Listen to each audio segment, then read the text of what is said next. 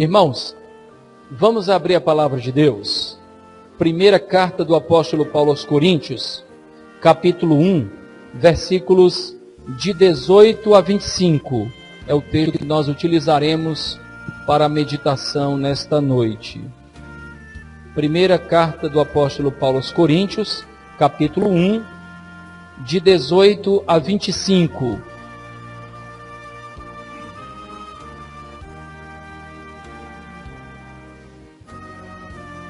Mais uma vez, se você percebe alguém sem Bíblia, compartilha, para que todos possam ter acesso à palavra de Deus.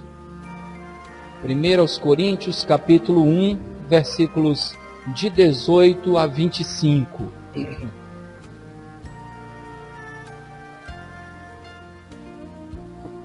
Pois a mensagem da cruz é loucura para os que estão sendo destruídos. Porém, para nós que estamos sendo salvos, é o poder de Deus. Porquanto está escrito: destruirei a sabedoria dos sábios e rejeitarei a inteligência dos homens cultos. Onde está o sábio? Onde está o homem culto? Onde está o questionador desta era? Acaso não tornou Deus completamente insensata a sabedoria deste mundo? Considerando que, na sabedoria de Deus, o mundo não o conheceu por meio da sabedoria humana. Foi do agrado de Deus salvar os que creem por intermédio da loucura da proclamação da sua mensagem. Porque tanto os judeus pedem sinais, como os gregos procuram sabedoria. Nós, entretanto, proclamamos a Cristo crucificado, que é motivo de escândalo para os judeus e loucura para os gentios. Todavia, para os que foram convocados, tanto judeus como gregos, Cristo é o poder de Deus e sabedoria de Deus. Porquanto a insensatez de Deus é mais sábia que a sabedoria dos seres humanos, e a fraqueza de Deus é mais forte que todo o poder dos homens. Amém. Amém. A mensagem da cruz, meus irmãos, é tudo o que a humanidade precisa. A mensagem do Senhor Jesus Cristo. O escritor aos Hebreus falava que o Senhor Jesus Cristo veio justamente, se revelou justamente, surgiu justamente na plenitude dos tempos. É a mensagem da cruz. A mensagem da cruz pode ser sintetizada como sendo a revelação do poder de Deus, poder salvador, da justiça de Deus, da sabedoria de Deus, até porque não há plano B, o plano é esse. Deus é sábio e perfeito. Ele então planejou a salvação do homem e a cumpriu justamente na cruz do Calvário. A mensagem da cruz se consiste no poder, na sabedoria de Deus. Ela não corresponde à expectativa humana, mas corresponde à nossa necessidade. Até porque a expectativa humana é marcada pelos nossos desejos, pelas nossas ambições, é limitada pelo que nós vemos, é limitada pelo que nós sentimos. O ser humano como um todo tende a ser um tanto casuísta. Ele então tem uma visão muito curta acerca da realidade do viver. E Deus então tem uma visão abrangente, e Ele não nos deu somente vida plena no tempo presente, mas acima de tudo, Ele, mediante o sangue vertido na cruz do seu Filho, Ele nos deu também a salvação para a vida eterna. Por isso, Cristo teve que morrer. Eu até tenho dito constantemente em conversas, quando as pessoas ficam falando: olha, mas fulano de tal é tão bom, é gente boa, bom pai, cumpridor dos seus deveres. E eu sempre digo: olha, deixa eu te falar uma coisa. Você acha que se houvesse possibilidade de salvação pelo fato de sermos boas pessoas, Deus tinha matado o seu filho? Tinha mandado o seu filho para morrer? Todos nós somos pecadores. Todos nós pecamos, todos nós erramos. E justamente o pecado nos separou de Deus, porque Deus é um Deus santo, é um Deus sem mácula. É curioso que quando nós nos deparamos com relatos bíblicos que falam acerca da presença de Deus, é algo que nos choca bastante, é algo que nos impressiona sobremaneira. Porque, por exemplo, quando ele se revelou para Moisés, lá no Monte Horebe, ele falou para Moisés: Moisés, tira a sandália dos teus pés, porque o lugar que tu estás pisando é terra santa.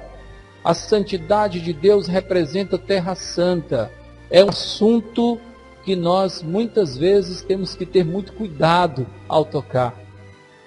Depois, mais na frente, no livro do profeta Isaías, quando ele se depara com Deus, e é porque Isaías era um jovem de 20 anos de idade, e ele relata dizendo: no ano da morte do rei Uzias reinou em Israel, foi monarca, um dos principais monarcas de Israel.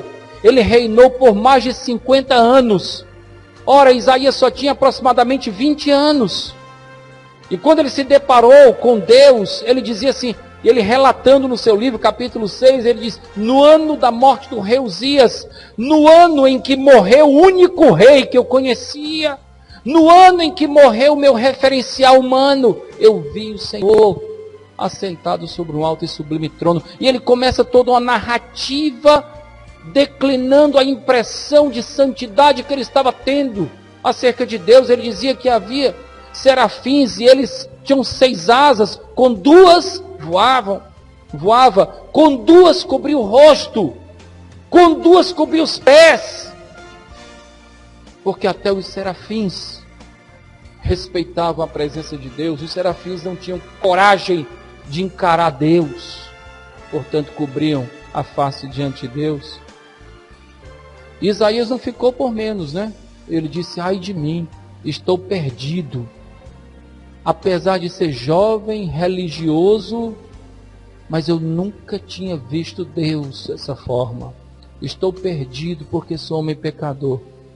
Grande verdade é que todos nós pecamos, e o pecado é um problema generalizado para toda a humanidade.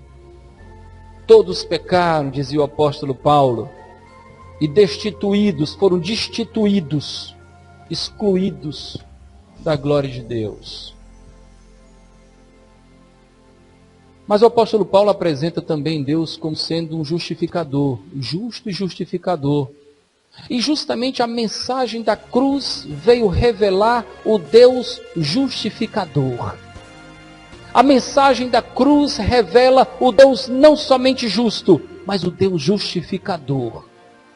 Vertendo o sangue precioso na cruz do Calvário, Cristo possibilitou a salvação de todo aquele que crê. Muito bem, amados irmãos, Deus sempre sabe do que nós necessitamos. E nós sempre tivemos expectativas equivocadas acerca dos nossos reais interesses. Me lembro da história de Jonas, né? Olha, Jonas era um profeta de Deus. E quando nós lemos o livro de Jonas, logo no primeiro capítulo, nós nos deparamos com um homem que, apesar de ser profeta de Deus, em momento algum orou a Deus querendo saber se realmente era do propósito de Deus que ele tomasse o navio rumo a Tarsis. Ao contrário disso, ele tomou um navio errado porque Deus queria que ele fosse para Nínive. E ele tomou um navio errado porque ele tinha a expectativa de um próprio bem-estar, do próprio bem-estar. Se você estudar um pouquinho o contexto em que Jonas estava vivendo, o contexto de Nínive e o contexto de Tarsis, eu acredito que nenhum de nós escolheria Nínive também. Não fica julgando Jonas, não, porque nós também escolheríamos Tarsis. Escolheríamos o navio para a desobediência, porque nós buscamos sempre o nosso próprio bem-estar, em detrimento daquilo que Deus tem como um propósito bom, agradável e perfeito para a nossa vida. Mas é Deus quem sabe o que realmente nós necessitamos. Vamos olhar o texto. O texto fala algumas coisas de grande importância, assim julgo eu. E eu gostaria de declinar com os irmãos algumas impressões que eu tive ao estudar esse texto. Primeiro diz assim: pois a mensagem da cruz é loucura para os que estão sendo destruídos. A mensagem da cruz é loucura para os que estão sendo destruídos. Porém, para nós que estamos sendo salvos, é o poder de Deus. A mensagem da cruz é loucura para os que estão sendo destruídos. Quantos estão sendo destruídos e não percebem que na mensagem da cruz há a solução para a destruição que tem consumido a sua vida em tantas áreas? O texto continua ainda dizendo: porquanto está escrito, destruirei a sabedoria dos sábios e rejeitarei a inteligência dos homens cultos. Aqueles que pela cultura, que pela sabedoria humana tentam chegar até mim, eu rejeito. Não há esse plano, não há esse atalho, não há essa possibilidade. E é interessante que o texto diz assim: porquanto está escrito, e está escrito justamente em Isaías, capítulo 29, versículo 14. Quando o rei Senaqueribe queria vender o reino de Judá, fazendo acordos com ímpios no Egito, tentando ser sábio, sendo orientado pelos sábios da época. E aí Deus diz: destruirei a sabedoria dos sábios, rejeitarei a inteligência dos homens cultos. Ainda versículo 20 diz: onde está o sábio? Onde está o homem culto? Onde está o questionador desta era?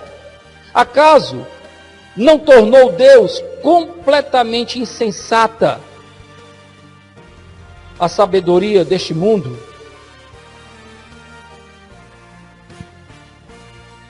Em Corinto, havia praticamente um sábio em cada esquina, tendo a solução para todos os problemas. Você já percebeu que é muito fácil saber a solução do problema do próximo? A gente ouve o problema que alguém está passando, mas é muito fácil, é só fazer isso, isso aqui. Todo mundo sabe a solução do próximo. A solução da vida do Silas é só fazer isso, Silas, tá?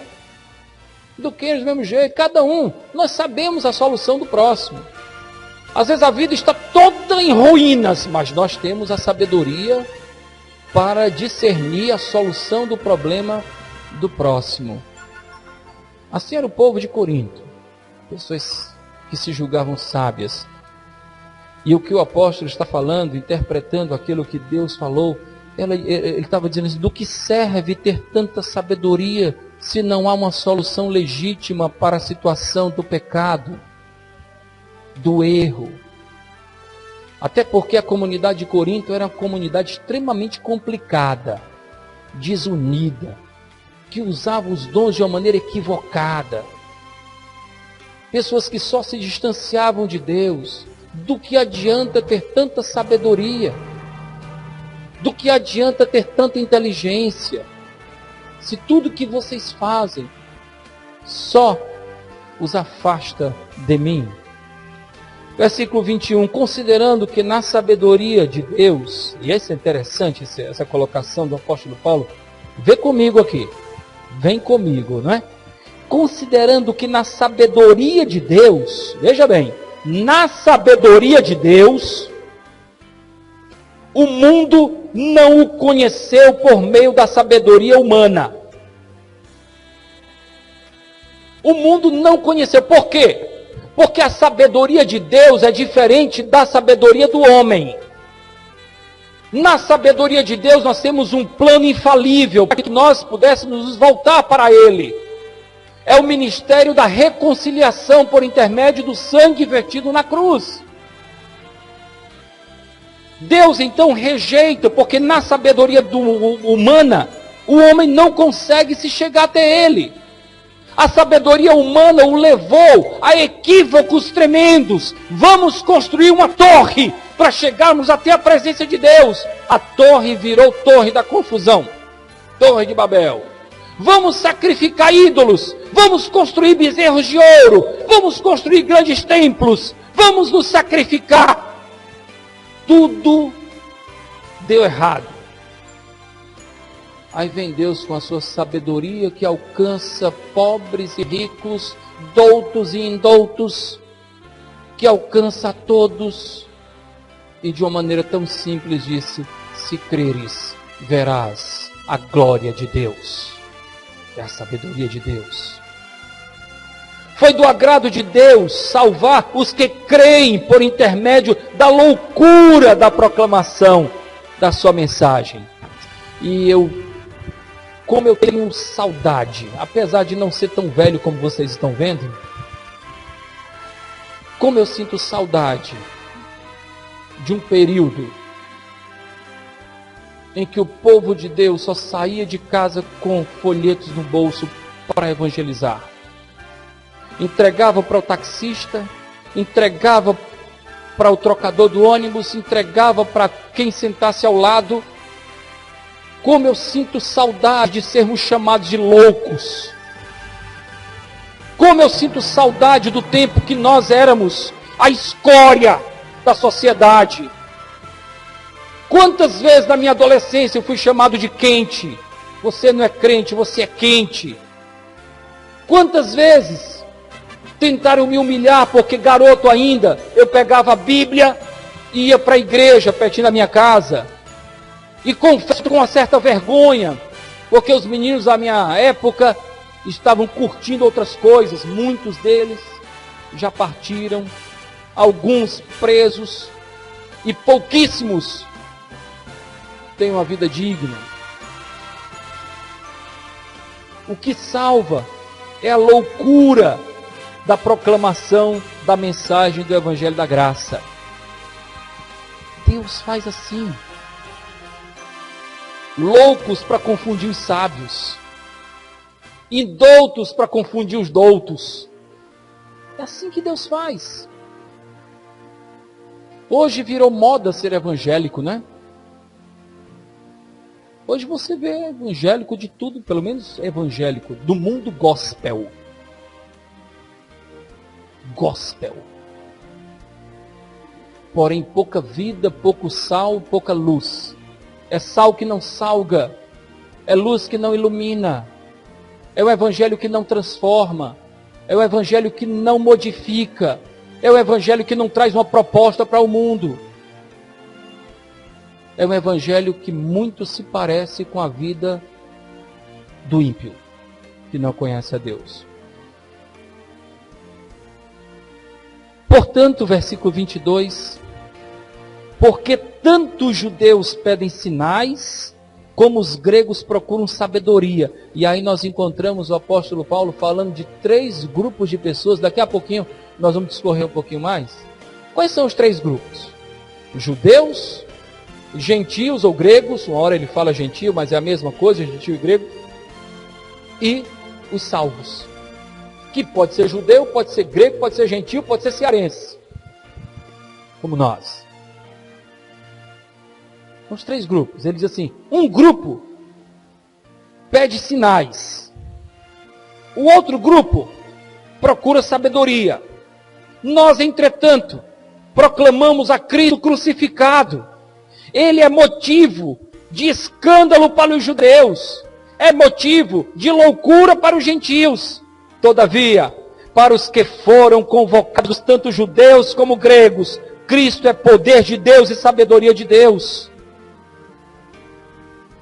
Porquanto a insensatez de Deus é mais sábia que a sabedoria dos seres humanos, e a fraqueza de Deus é mais forte que todo o poder dos homens. Para que tanta vaidade? Para que tanta soberba? Diante de um Deus cujo plano é perfeito. Temos que nos curvar e assistir Deus nos salvando, e só nos rendermos aos seus pés. Tem gente que pensa assim, eu aceitei.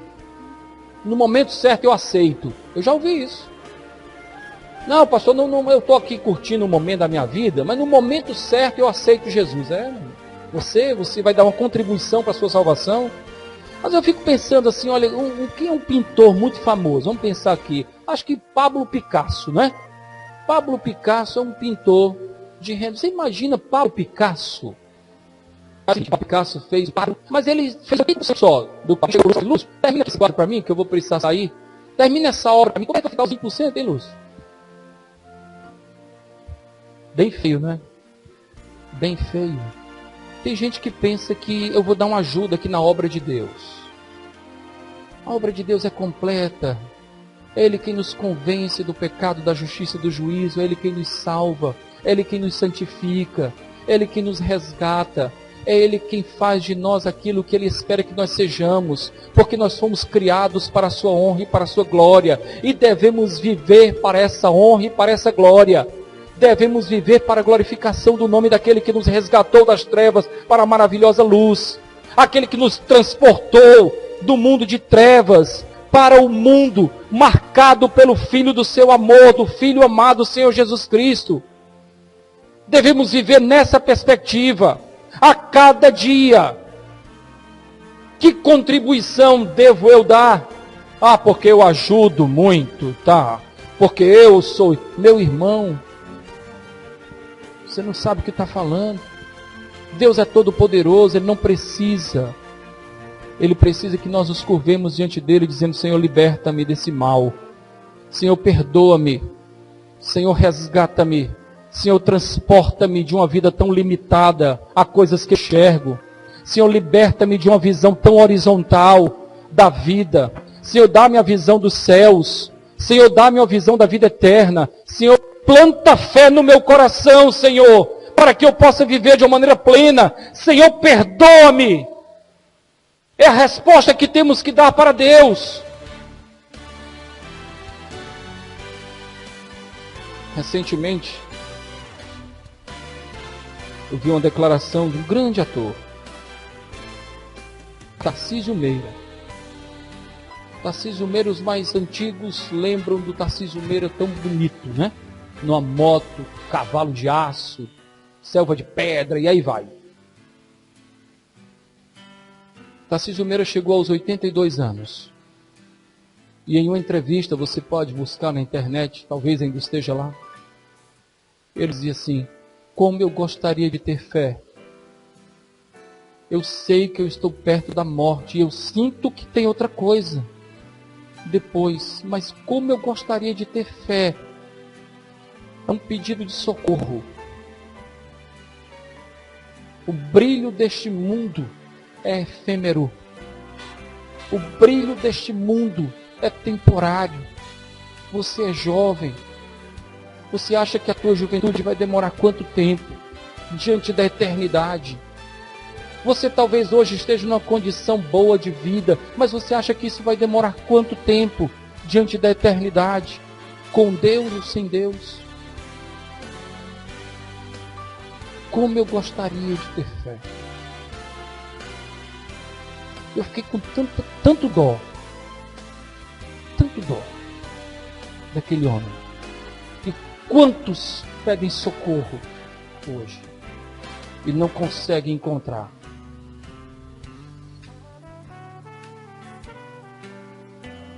Alguém vai falar do Senhor Jesus Cristo e é confundido com a religião fraudulenta que infelizmente se tornou parte da nossa cristandade, com pessoas interesseiras, com cães famintos, em busca de um bem-estar pessoal, da prosperidade. Lutero dizia que haverá mais compaixão para um guarda de um bordel do que para um pastor infiel na pregação.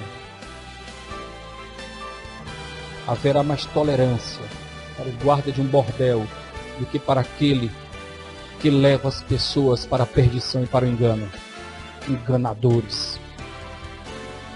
Meus amados irmãos, eu destaquei algumas coisas que eu julgo de grande importância para a nossa aplicação.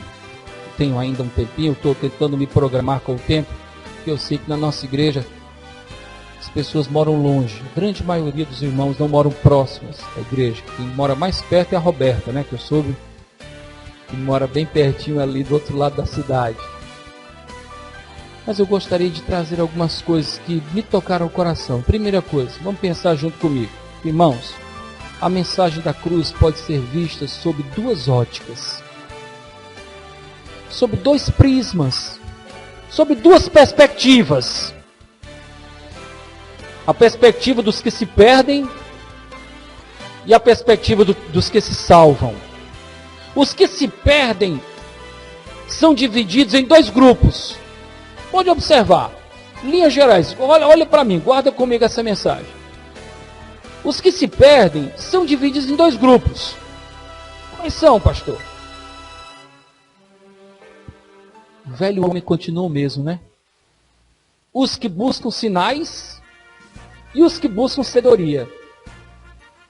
Do mesmo jeito que acontecia. Judeus buscam sinais. Gregos ou gentios buscam sabedoria, coerência, razão, lógica. Evangelho não faz lógica para mim, é coisa de crente, todo crente é louco. Pastor,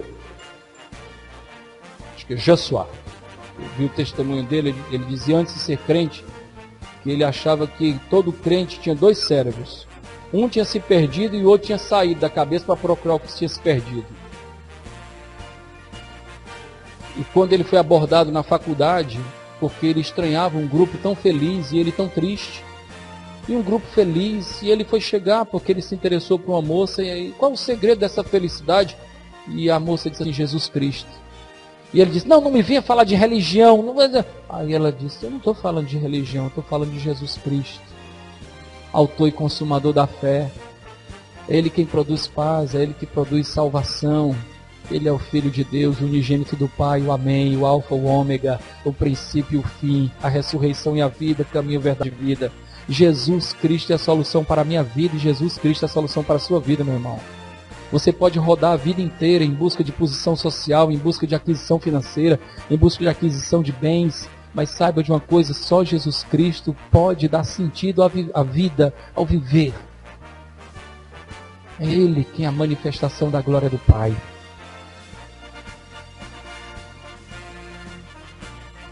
Os que se perdem são divididos em dois grupos, os que buscam sinais e os que buscam sabedoria. E há muita semelhança com os tempos atuais. Nos nossos dias, nós também nos deparamos com os que dependem de sinais, entre aspas, para crerem. E também há os que dependem da lógica, da sabedoria, para encontrarem, assim, razões para crerem. Me prove. É complicado. Eu posso te evangelizar e orar por você, mas provar, aí é papel do Espírito Santo, que primeiro vai provar a sua própria situação de pecador, porque ele nos convence do pecado, da justiça e do juízo. E é esse convencimento que vai fazer de você alguém curioso em relação à solução para esse problema. E aí o Espírito Santo aponta para a cruz de Cristo. É a mensagem da cruz que é compreendida a partir do entendimento de quem nós somos. Isso quem faz é o Espírito Santo de Deus. Eu não tenho qualquer ousadia para chegar para você e dizer assim, olhe, você é um grande pecador, mas eu evangelizo, mas eu oro por você, e eu espero que o Espírito Santo faça isso com a sua vida. Muito bem, vamos caminhar. Os judeus pediam sinais, versículo 22, porque tantos judeus pedem sinais, e aí vai. Os judeus criaram uma expectativa de como seria o Salvador. Eles criaram, assim como muitos de nós. Você deve ter visto pessoas falando de Jesus como se ele fosse aquele que iria, de alguma forma, resolver a sua situação financeira. Aquele que iria resolver a sua situação no casamento. Aquele que iria resolver a sua situação de moradia. Aquele que iria trazer alguma condição boa para a sua vida. Eu já ouvi pessoas dizendo assim, eu preciso da igreja porque eu preciso me encontrar. Na verdade, você precisa encontrar a Deus. Não é você mesmo, não. Você encontra o Senhor. Os judeus, então, criaram essa expectativa. Eles não podiam acreditar que o Salvador viesse como veio, vivesse como viveu e morresse como morreu. Jamais. Nascer numa manjedoura, viver como amigo de pecadores, bebedor de vinho, amigo de publicanos, visitando o Zaqueu, conversando com mulher samaritana. Jamais. Morrendo numa cruz, humilhado, derrotado. Jamais. Eles queriam sinais de poder nesta terra. Aí ele continua dizendo, né? Eles queriam sinais de autoridade, sinais miraculosos. A mensagem do servo sofredor, a mensagem do Cordeiro de Deus era escândalo para eles. Já chega de tanta humilhação, afinal de contas o povo era humilhado pelo poderio do Império Romano. Já chega. Cordeiro de Deus, servo sofredor, que conversa é essa? Nós queremos um guerreiro. Hoje nós também nos deparamos com situações bem semelhantes, irmãos. Há os que gostam de crer que Jesus é militarista. Mais antigos, lembro que as igrejas cantavam: homem de guerra é Jeová, pelo Senhor marchamos, seu exército, sabe? Jesus o militarista. Que diferença, né? Deixo-vos a paz, a minha paz vos dou. Se alguém te der um tapa, oferece o outro lado. Que diferença, mas é bom para o nosso ego perceber em Jesus o general. Nós queremos ele um guerreiro, pela nossa própria criação de expectativa. Queremos um Jesus de milagres humanos, cheio de poder, que proporcione prosperidade material. E muitos condicionam a sua fé a esses sinais. Os judeus eram assim também. Eu me lembro lá em João, nós estamos estudando João, né? Os grupos de João, capítulo 61. Já tinha peixe, já tinha caminhado, tinha curado aquele deficiente lá em Betesda, tá certo? Aí chega um judeu e diz: será que o que virou do Cristo é mais sinais que esse? Porque o que importa são os sinais. Alguém vai chegar e dizer: quem de você é crente agora e continua pobre? O que importa são os sinais. Fulano, você é crente e continua doente. Aí você vai dizer: eu continuo pobre, mas eu sou um pobre salvo. Eu sou um enfermo, salvo, lavado pelo sangue do Senhor Jesus Cristo. A minha felicidade, a minha realização não depende daquilo que eu enfrento no tempo presente. A minha felicidade e realização está na certeza e na convicção de que há um lugar no céu para mim. Porque Jesus pagou o meu preço e Ele morreu pelos meus pecados. Essa é a mensagem da cruz. Eu não preciso de um homem de guerra, eu preciso de um Salvador. Os judeus pediam sinais. E quantos pedem sinais? Os famosos testemunhos, né? Chegou ao cúmulo de um líder de uma dessas seitas perguntarem para todo mundo, chegava no microfone: qual a tua bênção? Olha, na verdade eu estava quebrado e consegui uma melhora, um financiamento aí. Olha, eu estava com... E aí chegou uma senhora bem simples e disse: eu vi. Qual é a tua bênção? Eu disse: olha, porque eu tinha tanto pecado e eu entendi que Jesus perdoa os meus pecados. E aí ele disse: ah, que bom, agora conte a bênção. Isso não é interessante para quem é materialista, para quem só pensa neste mundo, para quem vive em busca de sinais. Estamos concluindo. Eu não sei se, irmãos, vocês estão com frio ou não? Está frio ou está bom? Está frio? Está muito frio? Então, para o bem dos irmãos e a economia da igreja, desliga um. Se esquentar, a gente liga outro daqui a pouquinho, tá bom? Porque tem um grupo com frio que eu já estou percebendo. E eu já estou terminando, só tem mais 1h30 de mensagem. E aí... Não, nós já estamos chegando à parte conclusiva. Irmãos, versículo 23. Os gregos procuram sabedoria. Aí é o segundo grupo dos perdidos, né? Os gregos procuram sabedoria. Para esses, a mensagem da cruz era loucura. Loucura para os gentios, loucura para os gregos. Eles se orgulhavam do raciocínio lógico que julgavam ter. Inclusive, os historiadores dizem que o escravo grego era mais caro do que o escravo de outras nações, porque o escravo grego era culto, tinha cultura grega conhecida. Julgavam ter um raciocínio lógico. Nos nossos dias, quantos são os que condicionam a fé à coerência? Para esses, o plano simples da salvação mediante o sacrifício substitutivo de Cristo, não passa de loucura. Eles não conseguem ver aparência de sabedoria alguma em um Senhor que morre em lugar dos seus servos. Que sabedoria é essa? Que mensagem é essa? O Senhor vai morrer pelos servos? Isso não há lógica. Por isso rejeitam. Quantos são os sábios deste mundo que rejeitam a loucura da mensagem do Evangelho?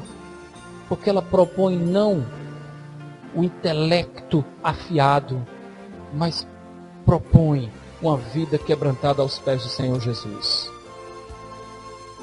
E há tantos que rejeitam isso. O meu orgulho, eu com a minha história, pastor, vou me render aos pés de Jesus? Não. Eu preciso que prove que realmente tem sentido. E para nós concluirmos, os que se salvam. A segunda ótica, né? A primeira ótica são os que se perdem. E os que se salvam? Os que salvam, meus irmãos, veem na mensagem da cruz o poder de Deus. A mensagem da cruz é o poder de Deus. Versículo 18 e também versículo 23. Versículo 18 diz: pois a mensagem da cruz é loucura para os que estão sendo destruídos, porém para nós que estamos sendo salvos é o poder de Deus. A palavra original é dínamos, ou dinamis, em outras palavras, dunamis, que é D-U, mas no grego fala dinamis. E é tão interessante a gente pensar nessa palavra, porque ela dá condições de um entendimento muito mais abrangente.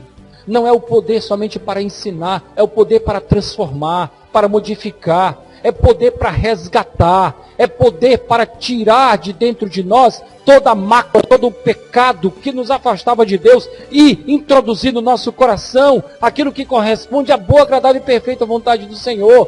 Por isso digo, é o poder de Deus que nos salva, é o poder de Deus que nos perdoa, é o poder de Deus também que nos santifica. Quantas vezes eu falei, eu vou me santificar, na verdade, não. Você pode se deixar santificar pelo poder de Deus. O seu papel é depender exclusivamente dele. Ele realiza, ele começa e conclui a obra. É poder que transforma a vida e santifica. E assim tem feito ao longo da história. Milhares e milhares de pessoas já tiveram a vida modificada por esse poder. Porque não se limitaram à coerência. É poder para encontrar os perdidos, ressuscitar os mortos espiritualmente.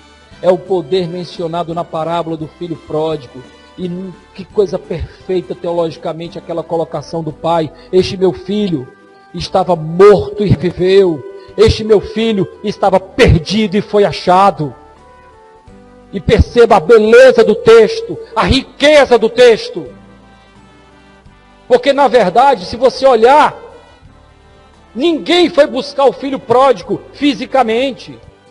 E por que o pai diz assim, ele foi achado? Porque o Espírito Santo de Deus foi quem o achou, assim como nós também fomos achados. Não foi ele quem se salvou. Não foi ele quem, olha, eu vou aqui pensar, na verdade eu estou passando mal aqui, eu vou tentar um emprego lá na casa do meu pai. Não, ele foi tocado, levantar-me-ei e direi, Pai, pequei contra os céus, diante de ti não sou digno de ser chamado teu filho, trata-me como um dos teus empregados. Ele foi tocado, ele foi buscado, porque ele estava morto e reviveu. Essa é a doutrina do cristianismo, essa é a mensagem da cruz. A mensagem da cruz é o poder de Deus para salvar. É a mesma palavra usada pelo apóstolo Paulo lá em Romanos capítulo 1, versículo 16. Eu não me envergonho do Evangelho, porque é o poder de Deus para salvar todo aquele que crê. Poder para libertar. Os que se salvam veem na mensagem da cruz a sabedoria de Deus.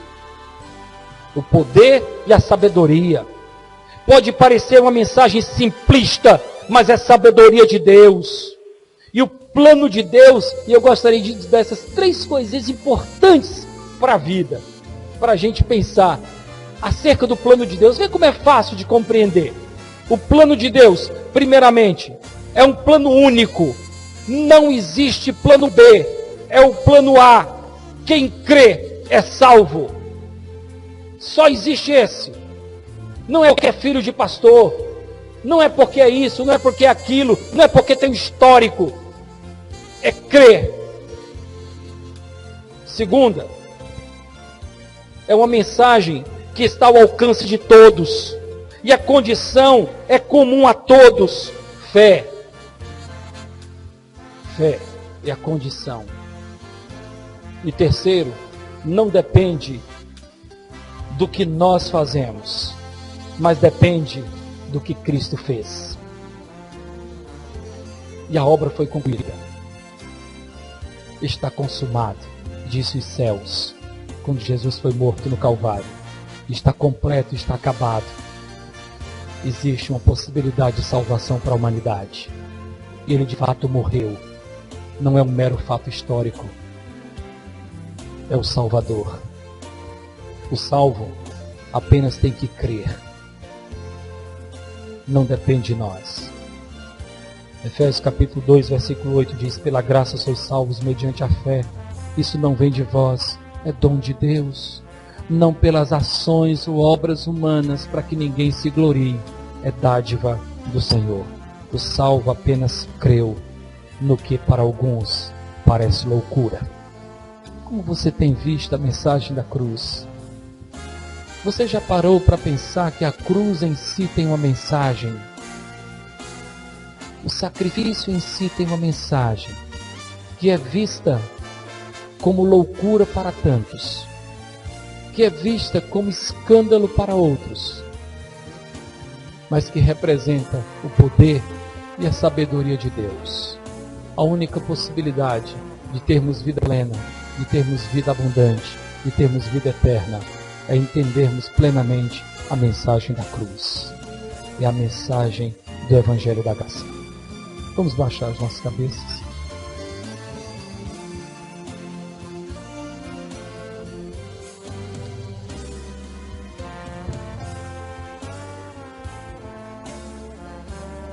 Eu não sei como está a sua vida, ou como você tem visto o Evangelho até esse momento.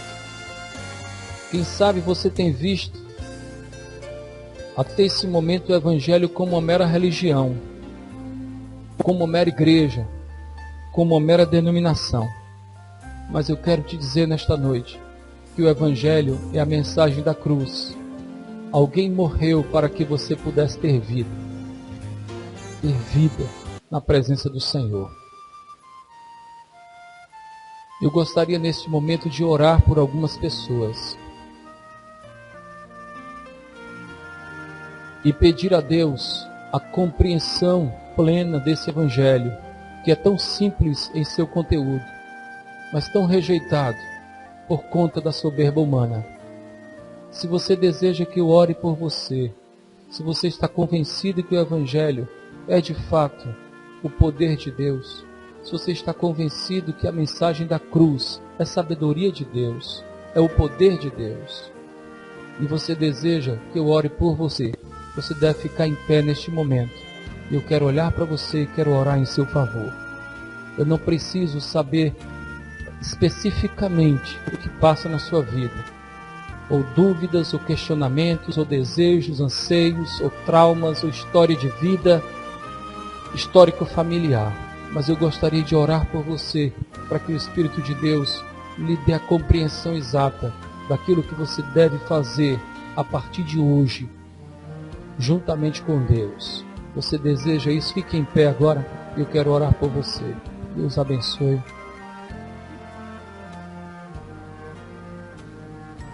Fique em pé.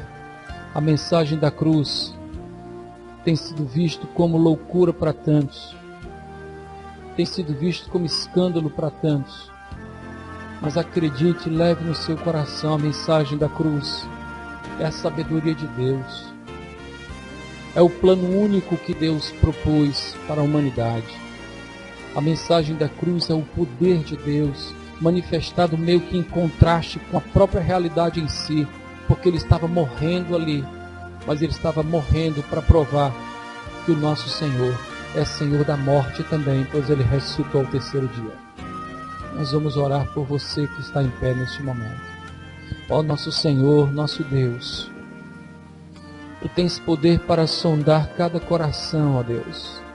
E nós te pedimos, Senhor, em nome do Teu Filho, Senhor Jesus, que Tu estejas agora, ó Pai, conhecendo o coração de cada pessoa que ora se encontra em pé, ó Deus.